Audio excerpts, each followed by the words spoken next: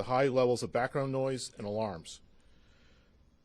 Additional analysis will be performed at the NTSB's lab to filter out the audio and improve its quality.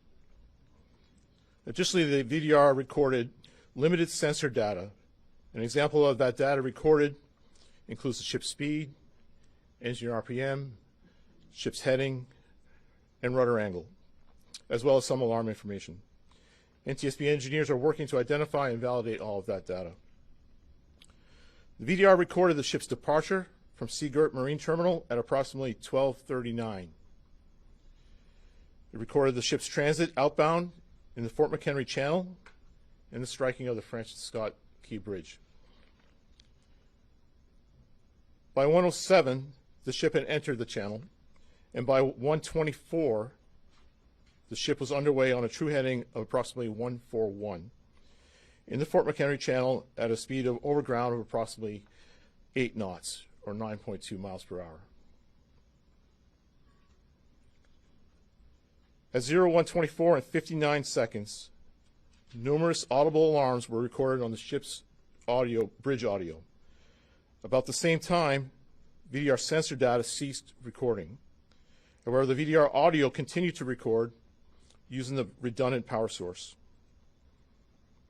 At around 01:26 and 2 seconds, the VDR resumed recording sensor data, and during this time there were steering commands and rudder orders recorded on the audio. At around 01:26 and 39 seconds, the ship's pilot made a general VHF radio call for tugs in the vicinity to assist. About this time, the Pilot Association dispatcher phoned the MDTA duty officer regarding the blackout. Around 01:27 and 4 seconds, the pilot ordered the Dali to drop the port anchor and ordered additional steering commands. Around 1:27 and 25 seconds, the pilot issued a radio call over the VHF radio, reporting that the Dali had lost all power and was approaching the bridge. Around this time, MDTA data shows the following also occurred.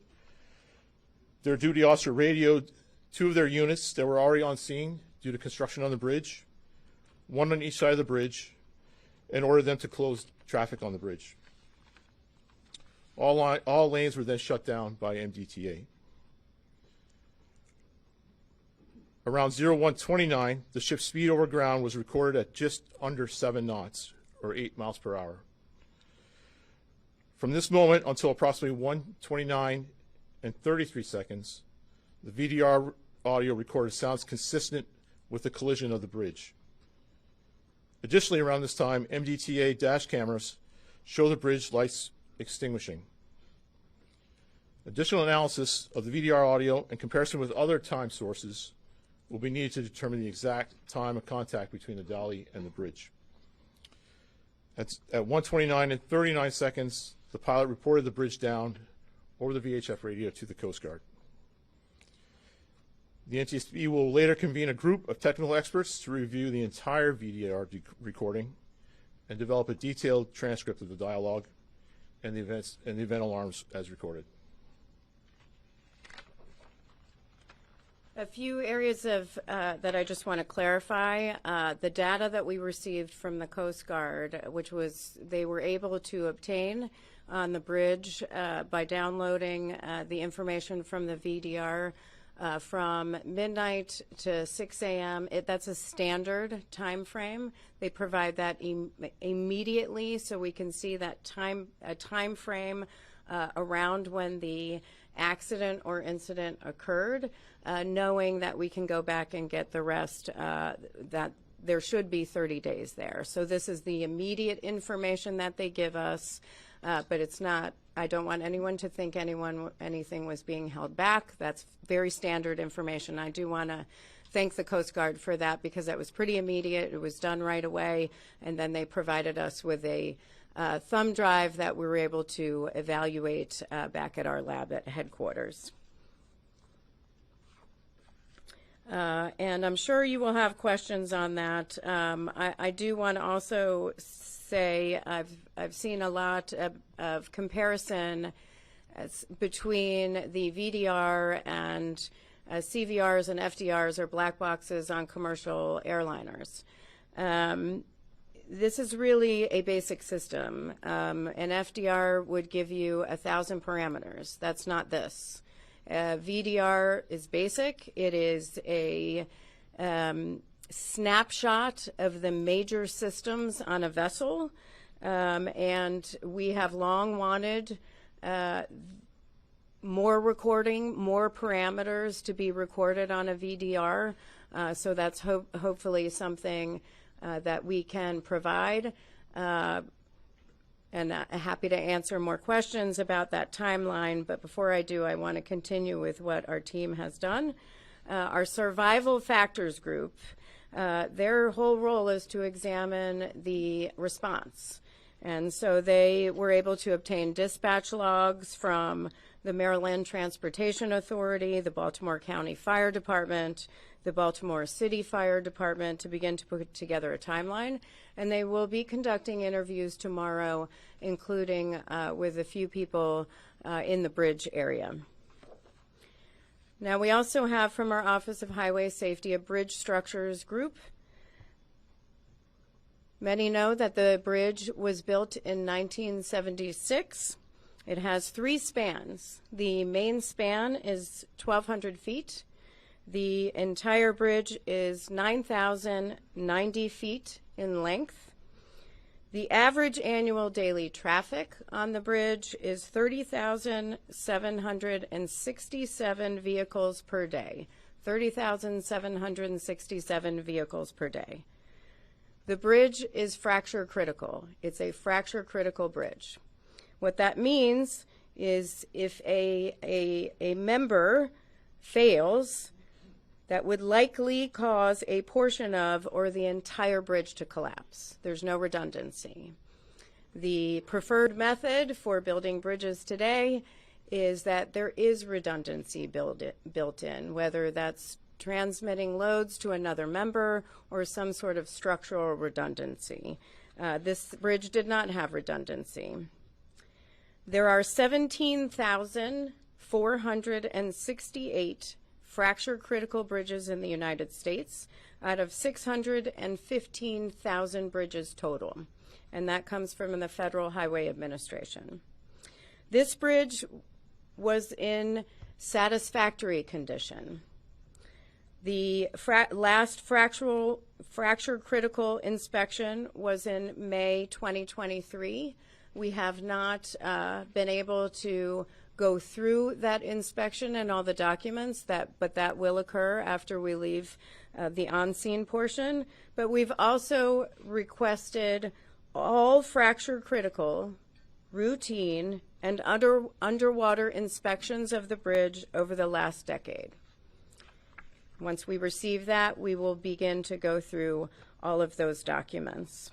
We've also requested information on peer protection on all MDTA, that's Maryland Transportation Authority owned bridges. They have 4 bridges where they would have information on peer protection, and we are looking at that. Our family assistance team continues to do their work and outreach to the families. They provide them with assistance immediately on scene, connect them with the resources that they need, but then we continue to work with the families throughout the course of the investigation, leading up to the board meeting, and many times for many years thereafter, where many work to get our safety recommendations implemented to improve safety. So with that, again, when it comes to analysis of any of the inspection records or the records that we are requesting, that's going to take place later.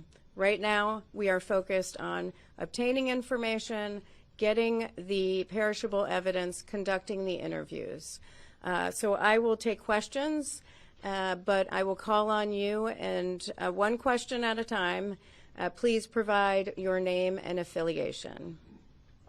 Scott Thuman from ABC 7 News in Washington, D.C. Question about your work here and the efforts you have to make for the recovery that you're trying to get regarding information, things that are perishable, and all the challenges on top of that with the girders, the metal in the water, the difficulty of having a ship with hazardous materials. What can you compare this effort to in other scenarios you've dealt with in the past? I mean, it's a massive undertaking for an investigation. It's a it's a very tragic event. It's multimodal. There is a lot of information we need to collect, a lot that we need to analyze, many interviews, many different components to the investigation. But this is not new for the NTSB. We've conducted other investigations of bridge strikes, bridge collapses.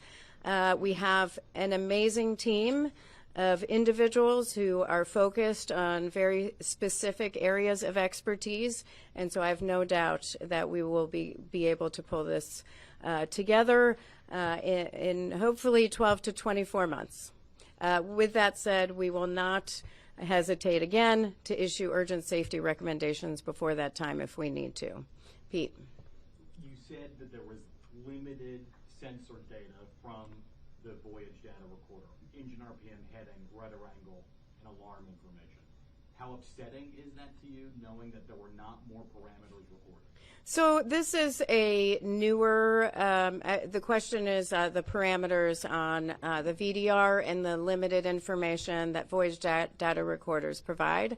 I'll ask Marcel to add to that, to my answer. This was a newer model, so it did have additional features, but it is very basic compared to, say, a flight data recorder where we would have 1,000 parameters. So it would be good to have that information, key to have that information for an investigation. I think Marcel can provide additional information on what might be missing.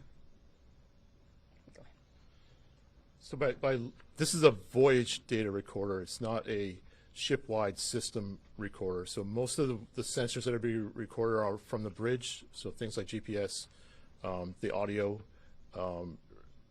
rudder feedback, rudder commands are recorded on there, but not engineering, the temperature of each cylinder, power distribution sensors.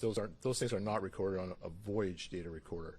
And we're looking for other sources of data in the engine room that would give us that data. The VDR also does record snapshots of the radar and the electronic chart. We do have that. I just have one tiny follow-up, which is, would that have been able to tell what the source of the power outage on board the ship was? We'd have to determine that as part of our analysis in this investigation. Too early to tell. Hi, Phil Yakubuski here from WBAL in Baltimore. You said that there were 56 containers of hazardous materials on board that ship. How many of those are in the water, do you know, and what's the timeline to getting those out of the water and the rest of the containers that are sitting on that ship in the Patapsco? Yeah, I did see some containers in the water and some breached significantly on the vessel itself. I don't have an exact number, but it's something that we can provide in an update, and certainly in our preliminary report, which should be out in 2 to 4 weeks. The timeline to getting those out of the water? That is not something that the NTSB does as part of our safety investigation, but that is something that I would refer to the federal, state, and local authorities. Yep. Sorry, Tom. May I follow on that question, particularly on OWTOP? Could you characterize the level of concern about this hazardous material leak, the sheen on the water? I mean, should people be concerned about this right now? And is there anything being done to mitigate that? The authorities are aware. It's of the materials themselves, and I would just direct you to them for those sorts of questions. Tom. Madam Chair, could I ask you to give me again the time that the pilot called for the tugs? I didn't get that as quickly as you happened to mention it. And the second of all, when the pilot called for the tugs, confirming the ship had no tugs at all, helping it navigate through the waters before it hit the bridge? That's correct. The tugs help the vessel leave the dock, leave the port, and then get into the main ship channel, and then they leave. Once it's on its way, it's a straight shot through the channel. So there are no tugs with the vessel at that time. So they were calling for tugs. Do you have the time frame? Sure. The pilot made that call at 1:26 and 39 seconds, according to the VTR. Yes. Hey, Danny McEwen from the Washington Post. Two things. One, can you update us on the status of the ship workers? What's the food and water situation like, and how long can they expect to be there? And then two, did the ship have signs of power problems before the Mayday call? We have heard, there's a question on the concerns about power, or reports of concerns of power outages on the vessel prior to that moment of the bridge striking. We have seen reports of that. We've read reports of that. We've heard reports of that. That's all part of our investigation that we'll have to look into and verify. With respect, there was a question on the food situation with the workers on board. They was cooking. When I got on board, it smelled very good, and I was very hungry. So I don't have any other information other than that, but we were able to engage with some of the crew members, and others are part of the interviews that are ongoing. No information on how long they'll be there? On information on how long they will be there, that is not information I have at this time, sir. With WSA 9, you said there were reports of potential outages. Are we talking about days, weeks, months? Can you give us any kind of time reference? For the outages on the vessel, you're asking about outages on the vessel prior to this moment of striking the bridge. We don't have any information of outages on board the vessel prior to that time. Certainly, we are going to look at what we can get from the VDR data because there should be 30 days. So hopefully we'll be able to find something in that data if the entire 30 days is there. But we are aware of the reports, and that's something that we need to look into. Chris? Yeah. Can you you mentioned when you were doing the TikTok that some of the audio was obscured by alarms, and alarms started sounding. Can you give us some sense as to what that experience on the bridge was like in those moments? Was it a cacophony of alarms? Was it calm? What you're able to take from the recording? Sure. I actually don't have that information right now. That's why we take the data back to our lab, where we can filter out some of that background noise and some of those alarms as well.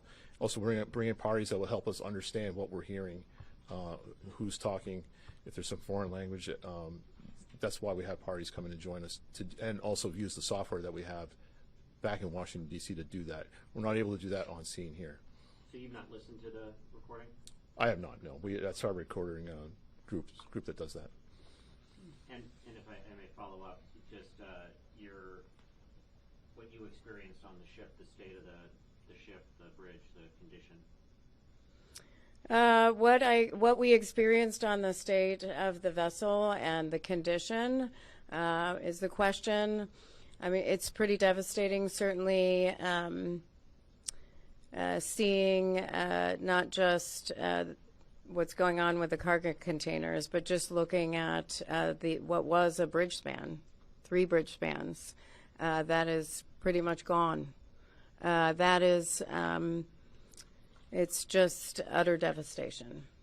And when I look at something like that, I am thinking not about the container ships that are coming through, not about traffic getting back up and running on the bridge. I'm thinking about the families who've lost loved ones and the families who are waiting to reunite with loved ones, and what they must be going through.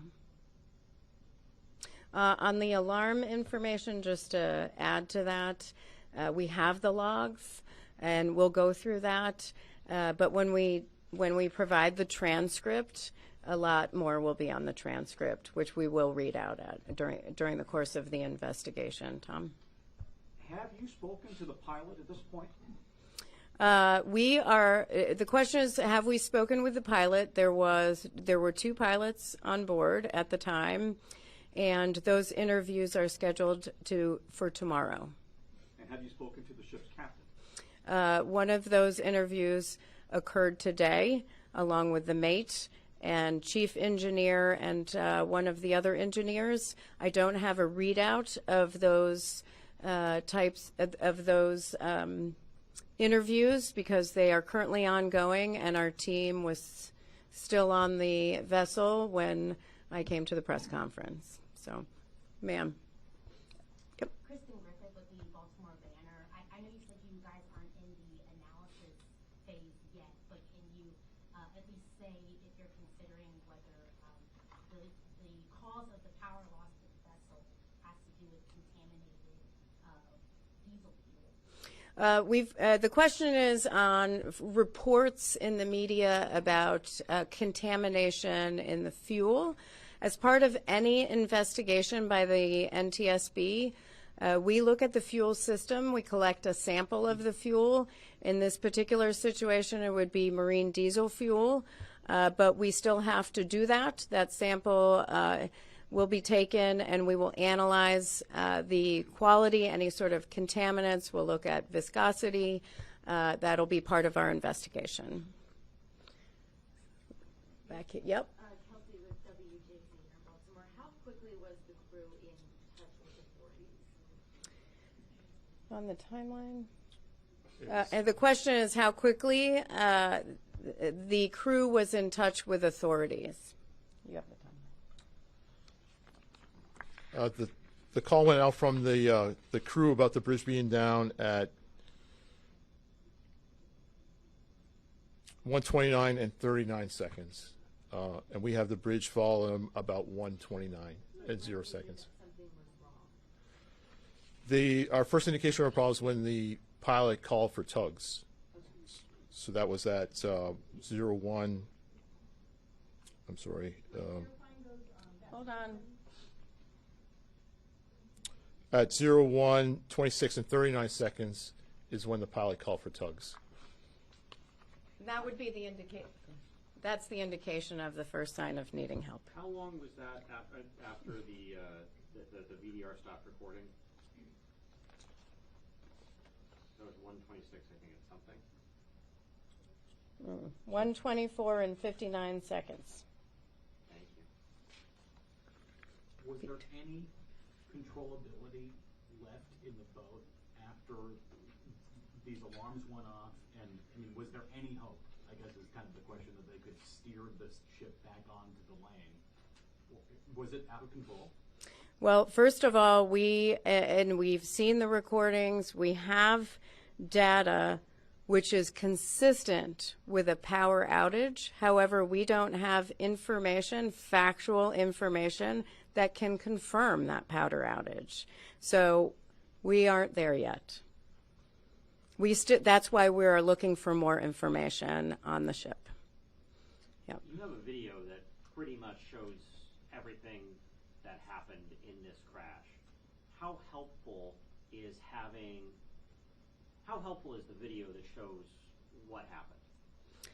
Yeah, so the video, the question is how helpful the video is that we've seen circulating of the bridge strike.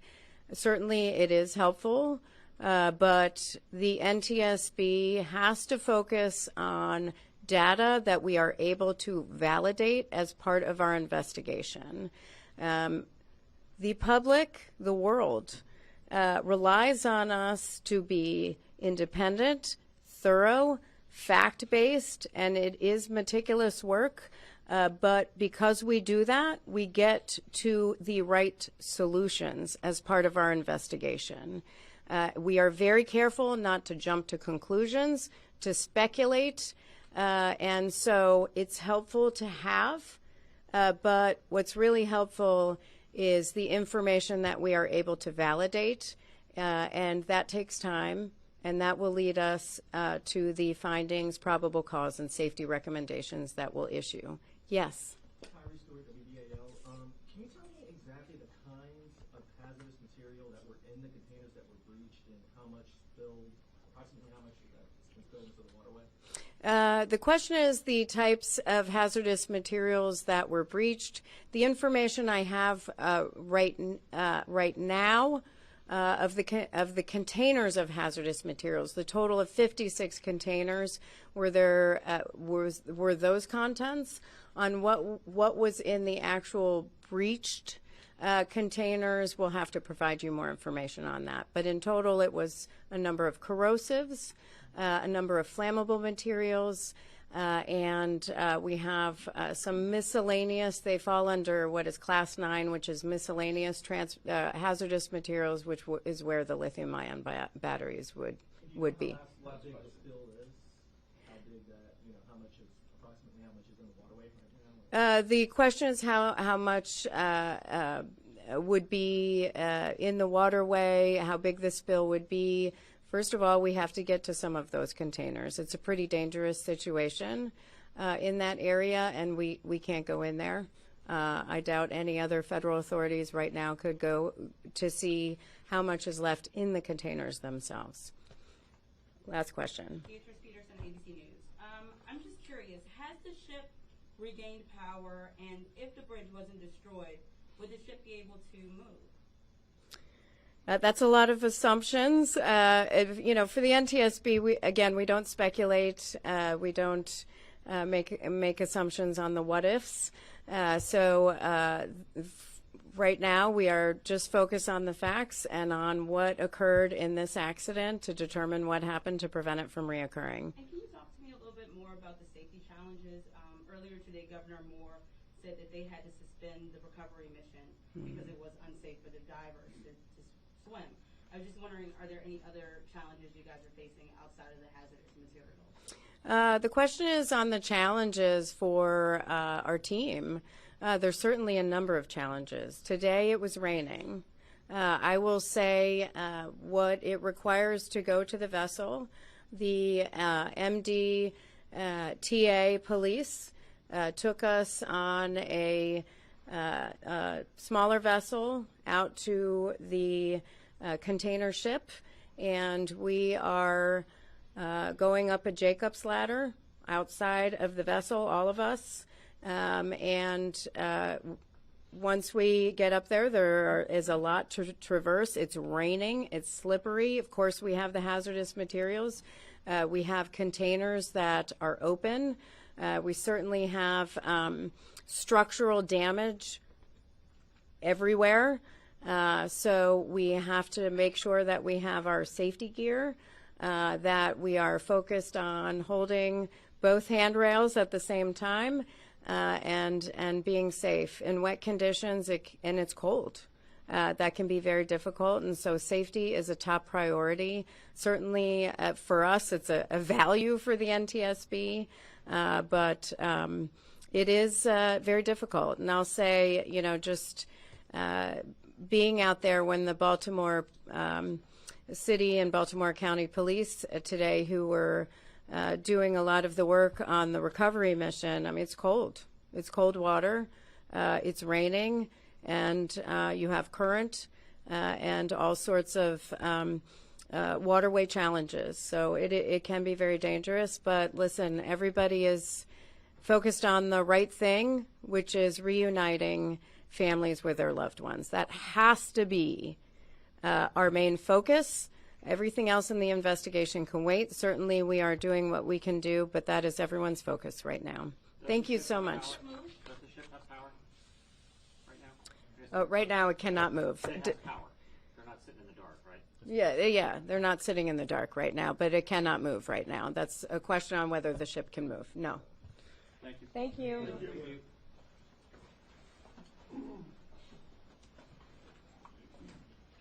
So the chair said that we're going to put that out on social media, all those numbers that you read off. We'll tweet it out. Yeah, so I'll tweet that out shortly. Thank you.